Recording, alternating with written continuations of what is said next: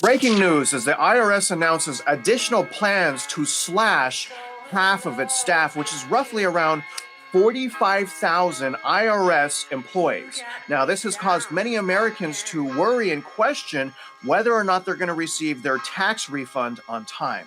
Now, in addition to that, Americans are also starting to ask the question, what does the recession really mean for the American households? Now, I believe personally that America is waking up to the fact that we're about to go into a great recession. Now, today's housing market portion of this video is going to be on intel that we received on the Florida housing market, explaining the massive crisis that Florida is experiencing right now, which is essentially skyrocketing inventory and price cuts that are accelerating. Now, we're also going to talk about the solution today. If you expect you're going to be fired from your job, what should you do? And if you want to become a homeowner in the future, what should you do as well? Now, it's good to be back from Southern California. Melody Wright and I have quite the story for you guys. To give you guys a little bit of a clue, the response for the Southern California wildfires compared to the Hurricane Helene response in, say, like Tennessee, is a massive, massive difference. Essentially, in the Pacific Palisades right now, you guys, there's martial law. The amount of resources they have for the people that don't need it is mind-blowing. And you guys will see that here in the coming days. Now, before we begin, happy Wednesday, Mitch Vexler, and how are you, sir? Good. It's been a long several days, and we're going to get into all this, what's happening shortly, but we've got a criminal complaint that has been filed with the DOJ. So we're up and running. Absolutely. Mitch and I have a game plan to really end property taxes. We're really excited to teach you guys how to do that and for you guys to come with us along that journey.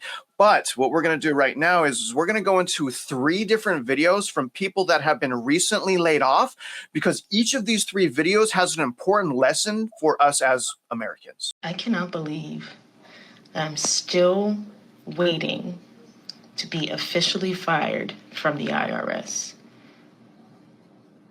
I knew that I was going to be fired since like last Friday because Reddit told me. Shout out to Reddit. Monday was a federal holiday. Tuesday, I went in there waiting for my letter. Everyone was acting like, I don't know, business as usual. Wednesday, management finally was like, oh yeah, you're getting fired. I know. Thursday, they fired half the people. Today, I'm waiting to get fired.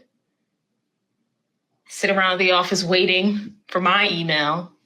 And then I get told they're going to send me a letter in the mail. In the mail. USPS. That's how I got to get that's how I got to find out that I'm getting fired. Officially. I did not think this was going to drag out this long. I'm ready to be done with it. Just let me go. Mitch, there's a few things right there. If it's me and I expect to get fired, I'm going to take that buyout and I'm going to get that 9 or 8 months of severance. So maybe she should take the buyout. But I also wanted to point out how insensitive employers are these days, firing people via email, not telling their employees the truth. Back in the day, they would call us into a closed door meeting, shake our hands, give us a pat on the back, maybe a severance. But right now, everything is happening in the most despicable ways. Mitch, can you explain to the viewers and can you articulate why, like if I work for an employee, my own personal advancement is the most important thing. I don't want to kill myself for a company. A company is just going to treat me like trash if they have to fire me. I want to become a solid asset. I want to make sure I'm making the most amount of money as possible. I want to put my career ahead of the corporation. Can you articulate why it's important for us to put our careers ahead of the companies that we work for? There's 2 sides to every coin. And in this particular case, this young lady didn't do herself any favors by putting that video out there. That shows bad judgment. Over and above that, would there be any doubt, given what she's done, why she shouldn't have a job there, given the severity of that type of job position? So to me, this smells very much of lack of training of the employees. But again, there's 2 sides to every coin.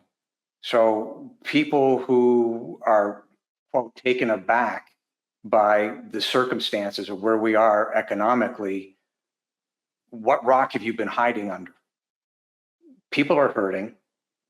Things are not going the way they should be. And that is the ramification, what has transpired over the last several years. And it has to be fixed. And as we said, there will be pain.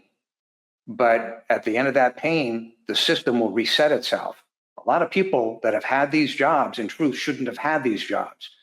This was a switch of taking money from one entity, one person, what have you, and putting it in somebody else's pocket that may not have deserved it for political gain. So there's all sorts of machinations of this problem going on under the hood, but credibility is everything. And it's clear what she did with that video is not credible. And that's the problem. She just hurt herself with her next employer. If they do their research and they go find that video, they're going to say, is this person worth hiring? Well, Mitch, credibility is everything. If credibility is everything and you're worried about employers listening to these little TikTok videos, wait till you hear this next one. This lady that you're about to hear, my gosh, man. I mean, I don't know how much more clueless someone can actually be. Let's listen to what she has to say. Almost a year to the day, I got laid off again, twice in a year. And what the what is anyone supposed to do? And they said, because of the economy is crap right now. So we're going to lay off a whole bunch of people again. And I already was struggling so hard, actually low key, to even keep the current roof over my head. And now I have no idea how I'm even going to get through the next few hours. I just don't understand. But yeah, the economy is America right now. I feel like there's a really big plan for them to, tank this so that we have to rely on other things, other people. It's fucking shit. And I'm quite frankly tired of it. I'm tired of my livelihood being in other people's hands.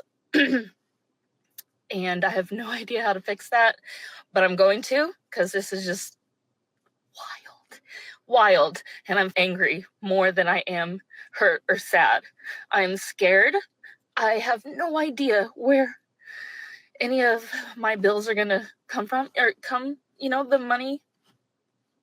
I'm more angry than anything because I just cannot even believe I used to be able to get a job like the week later if I got laid off. Or I have no idea what's going to happen. And I was really hoping at one point I would make money on TikTok, and I still only have 1,500 followers or whatever. So if you could just blow this up and let's get 10,000 followers plus whatever. Because I might be homeless in a week or two if I can't figure it out. So, yeah, I hope everyone is having a great Tuesday, a way better Tuesday than me. And if you have any tips, tricks, or whatever to help right now and get me through this, greatly appreciated. Okay, so a lot to unpack there. I'm sure you and I can both agree that at least she understands that there's a problem. Okay, so that's part of it, Mitch. There's a problem. Economy is horrible. But I think there might be another issue here with possibly her. If she keeps getting laid off, maybe I don't know. But Mitch, what advice? Please help me with advice. What advice can you give a young kid or a young adult, to help them keep their job? What do you think that she could do, just judging from that video, better in the future to keep her job? First of all, don't do these videos. And if you're going to do a video, the swearing isn't going to work. And do you notice out of both videos, neither one of them said, this is what I did for a living, and I'm really good at it? You didn't hear that from any one of them. And that's a problem, right? If you're going to do the video, take the ego out of it, stick to the facts, and say, this is what happened. And set yourself up for the next person who's looking at that video to say, okay, there may be something here. I can take this person and I can mold this person into this position. But this is part of the problem with the TikTok world, where everybody thinks that, oh, this is great for the moment and it's going to stroke their ego. But this is serious stuff. When people get laid off, it hurts. It's serious. And ego has got nothing to do with this. There's a lot of problems going on under the hood, and that young lady couldn't articulate them. So she's not doing herself any favors. She's hurting herself. That's the problem with this nonsense. You got to slow down and understand what happened to you, be able to articulate it, and simultaneously, if you're going to do the video, which I don't recommend, but if you are, then state what you're really good at. Probably mindset is probably a good thing. Don't go into your office expecting you can just get a new job. Like she made that comment, like I used to be able to get a job in a week or two. Well, I mean, some other people used to be able to get a job in a day or two with the sign-on bonus. So how sucky is she?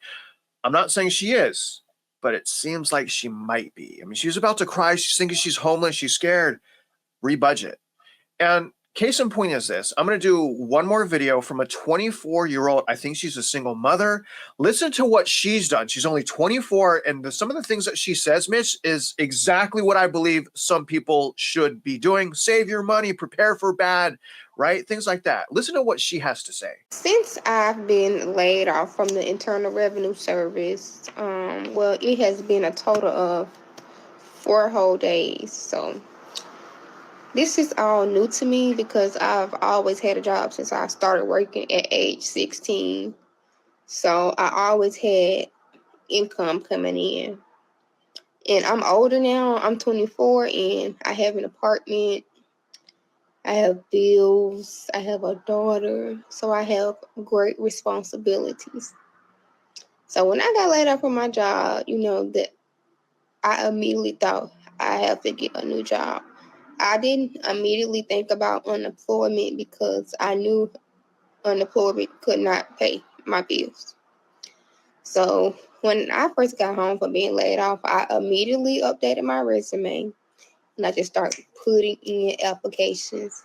So far, I think I may have put in over 30 applications. So hopefully I get a call back either this week or next week regarding an interview. I have faith that I'll find a new job that'll support me and my daughter so we can live the lifestyle that we were living before I was laid off from the Internal Revenue Service. I have applied for food stamps. Hopefully I get a call back from the food stamp office to schedule an interview and give them any documentation that they may need. I did apply for unemployment, so I'm waiting to get a call back from them also. And me and my daughter, we have 30 days on the federal health benefits program. So I need to go ahead and I need to set my daughter up on state Medicaid or state All Kids, whichever one she fits the criteria for. And I've already started budgeting. I wrote down all my bills. I'm not spending any extra money. My goal is to find a new job so I will not have to touch any of my money in my savings. But if need be, I will because, that's what the savings is for times like this. And I'm grateful that I do have a savings and it's just self-discipline because I know I do want to be able to stay in my apartment, keep my car. I don't want my bills to get behind. So I have been checking my emails, putting in applications anywhere where I may fit the criteria. So yeah, I'll just pray for me that I get a new job, hopefully, before April. That's the goal. I need a new job before April. So a few things that I like that she did, Mitch. She's rebudgeted. That's a really great one. She's been proactive. So she sent her resume out. She's updated her resume. She has a savings. But the one thing that I would say that she definitely needs to do to land one of those 30 jobs is, and this goes to every single person that's watching this, you got to call them like every single day or every other day. Call them and email them and let them know that you are going to be a proactive employee that will make a difference to them. Mitch, my question to you is any advice that you can give her to potentially land one of those 30 jobs that she's reached out to? Isn't it interesting that she took responsibility and said, I have responsibilities and I have to do this, as compared to the prior two videos. That's a person who's trainable. So the video, again, I wouldn't recommend doing it, but I don't know if anybody remembers, there was a fella really well known, his name was Regis Philbin. And Regis and his mother grew up in the Great Depression. And when I was growing up, the people that were around me were also in that Great Depression era, and they had the same attitude as Regis Philbin. Regis was a very wealthy man, but he didn't live it. And he always said, he even came on air and said, yeah, I'm not spending any money because you never know what's around the corner. Well, that's one of those life lessons. And I was fortunate enough to grow up around people with that same attitude. And it's important in times like this. And when you see all the press that's coming at people, well, go buy this, go get this camera, go get this car, go do this, go do that. That's all nonsense. The only thing that matters is, do you have the money and are you comfortable spending it? Everybody else's opinion doesn't matter. This young lady has got something. So I wish her the best. She understands what has to be done. She's got a timeline, but she's capable. Yeah, I mean, when I was going through those videos, I had to go through about 8 just to get to her. I mean, when I finally listened to her, I was so proud to hear that there's a young woman that is kind of living like what I believe Mitch is being an adult. You know, this is the way that we're preaching to people right now is how I was raised as a child. So you got to be careful. Well, you don't have to be, but I don't want to get sucked into the system again, chewed up and spit out, left hollowed in and out. I want to do that again. I want to be strong and courageous, and I want to learn from my mistakes. Going back into the IRS and the mass layoffs, Mitch, let's go into a report now on exactly what the IRS is doing. This is an article that came out from AP titled, "The IRS is drafting plans to cut as much as half of its 90,000 personal workforce," AP sources say. A few things here. The IRS is drafting plans to cut its workforce by as much as half through a mix of layoffs, attrition, and incentivized buyouts, according to 2 people familiar with the situation. The layoffs are part of the Trump administration's effort to shrink the size of the federal workforce through billionaire Elon Musk's Department of Government Efficiency by closing agencies, laying off nearly all probationary employees who have not yet gained civil service protection, and offering buyouts to almost all federal employees. A reduction in force of tens of thousands of employees would render the IRS dysfunctional. I would argue it's already dysfunctional. The federal tax collector employs roughly 90,000 workers across the United States. Already, roughly 7,000 probationary IRS employees with roughly 1 year or less of service were laid off from the organization in just February alone. The organization also offers IRS employees, along with almost all federal employees across the government, deferred resignation programs. It's a buyout through IRS employees involved in the 2025 tax season. Were told earlier this month that they would not be allowed to accept the buyout offer from the Trump administration until mid-May, after the tax filing season. That's interesting. So they postponed that, Mitch, until after the season. So they don't want all these people bailing out, so that we should get our refunds on time. In addition to the planned layoffs, the Trump administration intends to lend the IRS workers to the Department of Homeland Security to assist with immigration enforcement. That's interesting. According to the White House memo sent to the federal agencies in late February, agencies are to develop a report by March 13th on its reduction in its force plans. But it is unclear whether the White House will approve the IRS reorganization plan and over what period of time it would be implemented. I got a few questions here. My first question is in your opinion, do you think that these mass layoffs, or basically the fact that the employees know they're going to be laid off, probably pretty discouraged, low motivation, maybe they're going to make mistakes, maybe they're going to charge people more than, fees that they shouldn't. I don't know. I have no idea. But do you think that this is going to cause any type of delay for Americans receiving their tax refund? I doubt it. I think part of the problem here, when somebody says, well, I wasn't aware that I was going to be laid off in this particular case with the IRS, again, what rock have you been living under? The reason you got a job wasn't because of your skills. It was due to a political hiring, right? These are 2 different issues. The idea that somebody can be hired in mass to that quantity of people and think that that's going to work out is absolutely delusional. It didn't work out because the jobs were never there to begin with. Then the new administration shows up and says, we need to clean house because this is bloated and we can't afford it, is a true statement. So unfortunately, and maybe some of these people will find other jobs within the government, who knows, based on their skills. But the idea that you've got a mass hiring and you're blaming what's happening in the economy, no, that's the wrong place to be putting the blame. The blame goes on the administration that was doing the mass hiring for political purposes. It had nothing to do with what was going on in the economy. It was of no benefit to any economic society whatsoever.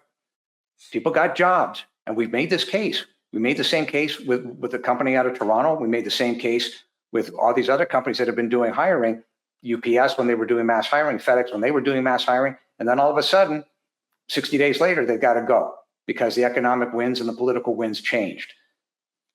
Can't do that. That falls at the feet of those CEOs. You took a political position, including the IRS, you took a political position, and now you're hurting the people that you hired. That's where the blame has to go. Mitch, do you think that the remaining federal employees, overall, the best decision that they could make is to accept the buyout? More than likely, the answer to that question is yes. But I would also point out that these problems are happening to, for the most part, okay, younger people. And if you're a younger person, you can survive this, right? This isn't the end of history. This isn't the end of your life. There's nothing to be hyperbolic about. This is a circumstance that you're in that, believe it or not, at the tail end will make you an awful lot stronger because you will know what to expect moving forward. If you're somebody who's close to retirement age and you don't have a savings, you're in harm's way. And then on top of that, we're right back to the real estate taxes because you're spending money that you shouldn't have to spend on your housing, and that would be money better off in your pocket. And as we've discussed, 37% of the population is in harm's way of bankruptcy, and the only thing that's separating them from bankruptcy is $9,000, of which $7,000 is the real estate tax. So you see, all these things are hooked at the hip. That's how people are dancing on a razor blade, dependent on jobs that maybe they shouldn't have had to begin with because they were created for political reasons. Mitch, can you explain how those types of layoffs, like a high concentration of layoffs, can potentially impact a localized market, whether it's a housing market or just the localized economy? What do layoffs do to both of those kinds of markets? Well, where I'm from is a city called Windsor, and Windsor's automobile town. Quite a lot of people have Windsor engines in their Jeeps. So that's an automobile town. And when that town gets sick due to the companies themselves, it would be Ford, GM, Chrysler, what have you, when they get sick, doesn't matter what the company is, believe it or not, it only takes one plant to go down. And the ramifications through, give or take, 150,000 population base is absolutely massive. It affects everybody, all the way down to the guy who's bagging groceries at the grocery store. All of a sudden, tips get thin, people become afraid, and it feeds on itself. So it's not good. It's not good for anybody. But these are problems, right? It's like a sine wave. And when things are good, everybody's doing well. When it starts to get weak, those who don't save and don't prepare all of a sudden find themselves at the low end of the sine wave again. And it truly can be quantified. We've done it. So it's a problem, right? And if you have political ideologies and you get a job for political ideology, well, you're going to end up at the bottom of that sine wave because what occurred to you wasn't real to begin with. When Google was doing mass hirings, it wasn't real. It was based on a political ideology. Then they do mass firings. Why? Because they find out, oops, we got caught. If you're being manipulated, this is what happens when you're being manipulated. Being manipulated is not fun. And also, No. Mitch, what's not fun is I'm having a terrible allergy attack. I don't know if you can notice that in my sinuses and my face right now. I don't know if I caught something in Southern California. But what I do know is our next article is about the Florida housing market and how much turmoil it's facing. This article came out from Newsweek yesterday titled Florida Housing Market in Trouble as Prices Slashed in Multiple Cities. Let's talk about why that might be. The once booming Florida housing market is finally weakening as inventory grows and demand dwindles amid stubbornly high mortgage rates and historically elevated home prices, especially in those markets that become unbearably overvalued over the past few years. Prices are now softening and even declining, giving buyers more options and negotiating power, even as affordability remains a significant obstacle to home ownership. And the reason is median household income. In an attempt to attract reluctant buyers, sellers are slashing prices in multiple Florida cities where unsold homes are piling up, according to Zillow's data. With mortgage rates still hovering around the 7% mark and expected to remain between 6 and 7% for the next 2 years, on ongoing lack of supply and historically high home prices, the U.S. is in the midst of an unaffordability crisis. We've actually been in the midst of that for several years. While Donald Trump has promised to bring down the cost of housing through mass deportations and deregulations of the construction sector, I don't like the deregulation part, experts fear that some of his policies, including imposing tariffs against Canada, might actually exacerbate the current affordability crisis. What to know? Housing inventory reached a record high in Florida in January, a recent Redfin report found. The number of homes on the state's market is at 172,209, which is 22.7% higher compared to earlier and the highest of any month in their records going back to 2012. Florida housing market is experiencing overwhelming turmoil. Active listings, the number of houses that are currently for sale in the market, no matter how long they have been there, were higher year to year in every Florida metropolitan area analyzed by Redfin. 5 cities where inventory grew the most between January 2024 and 25 were Palateca, oh my gosh, Wukula, Naples, Fort Lauderdale, and the Villages. So those are the cities that are absolutely blowing up with inventory. Now, why is the Florida housing market cooling down? A softening of the Florida housing market through 2025, predicted by a majority of housing experts, is the result of a series of dynamics set in motion since the start of the pandemic. The rise of remote work during the health emergency allowed an influx of newcomers to relocate to Florida, bringing up demand for homes and encouraging builders to increase production. But migration to the state has slowed down significantly after the end of the health emergency, and some Floridans are now leaving the state because of the growing risk of natural disasters and rising homeowners insurance premium and housing costs. Don't forget the condo collapse 6-digit HOA assessments. Don't forget that one, and the overwhelming property tax.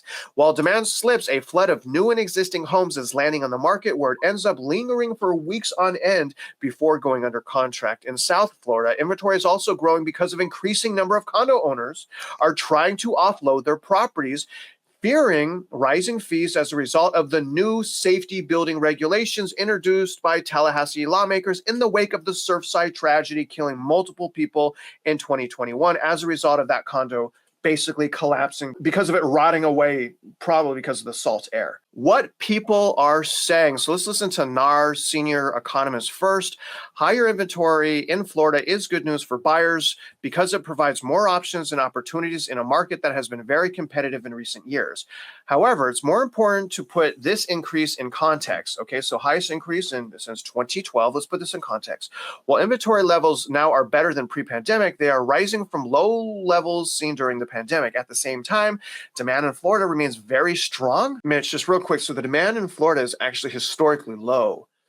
Literally, it's off the charts low. So when it says very strong, I think that what they're talking about there is emotion. It is a realtor saying this.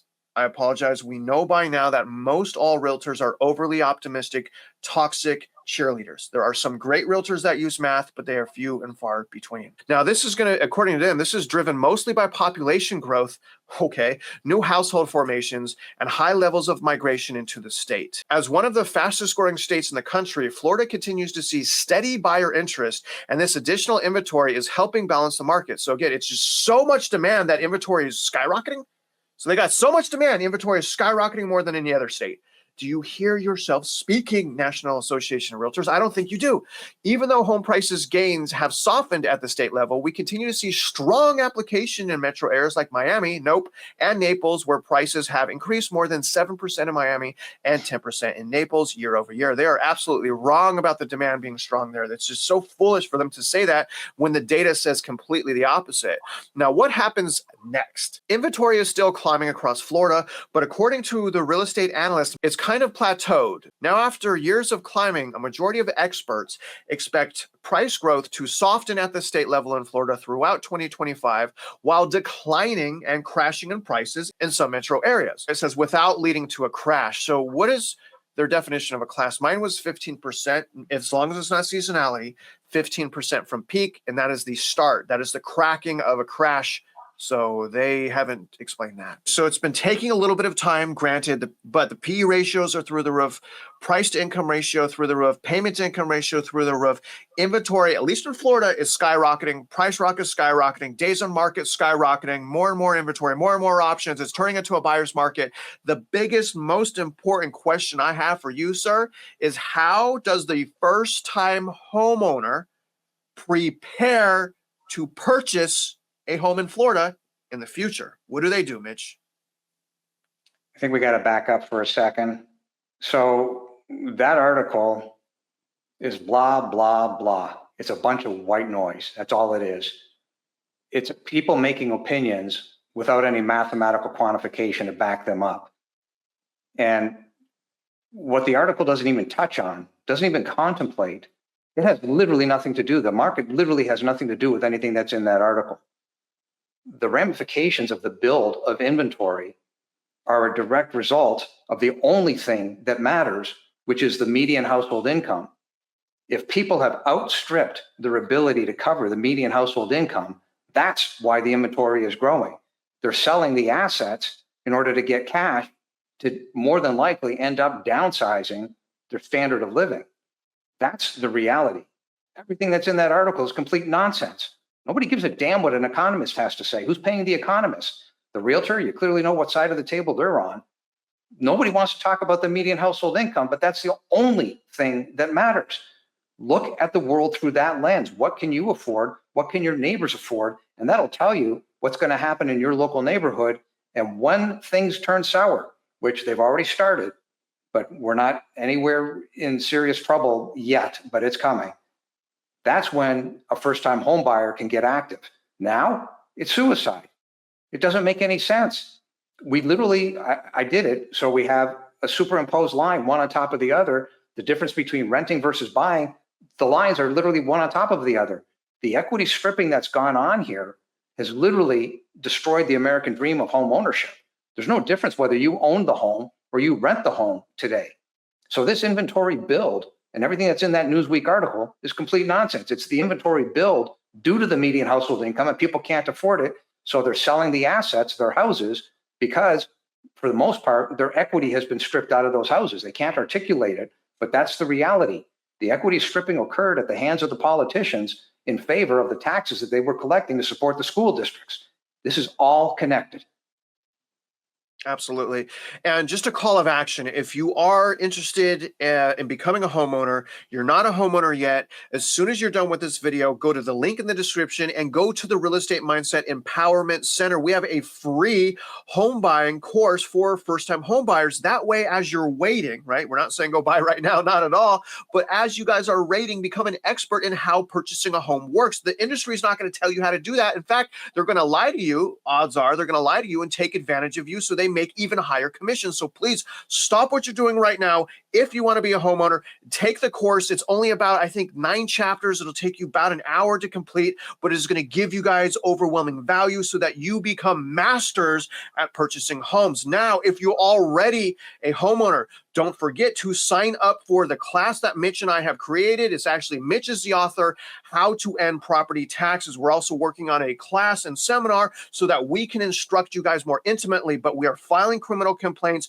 Take the course, help us eliminate property taxes forever. That's exactly what America needs right now. So you guys don't forget, don't just end this video. Go to the links. We made all of this stuff for you. It is absolutely free. It's put a ton of time and work into it. So please empower yourselves. Let's become a united community and stronger together. And other than that, guys, if you guys are out there investing in real estate or just trying to get a job, you guys already know we wish you luck and we hope you win.